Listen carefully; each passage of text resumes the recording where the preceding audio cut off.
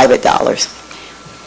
What if this is just a hypothetical question. What if this town said, we don't want any extra units?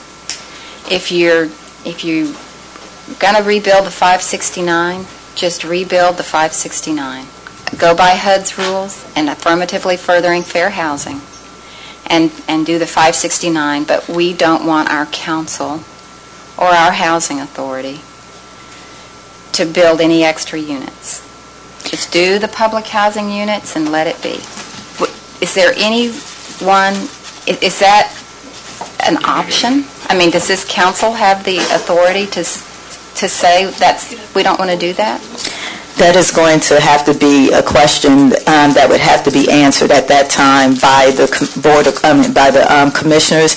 And the main reason that would be a question that they would have to really look at hard is because we would have to, HUD would come to the table with that question as well, because HUD is very clear on not wanting the concentration of poverty and not wanting public housing to be built as public housing has been in the past.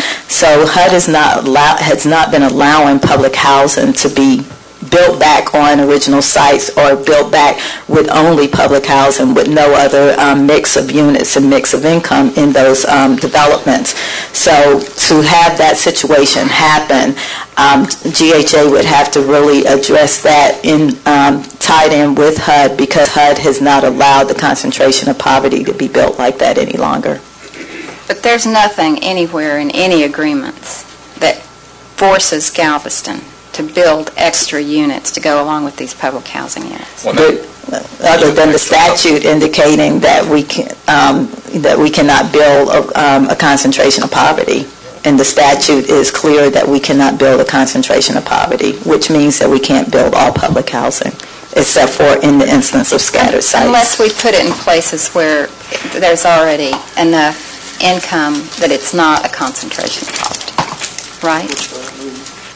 HUD was still, depending on what you're looking at in terms of the building of units, other than scattered sites, HUD would look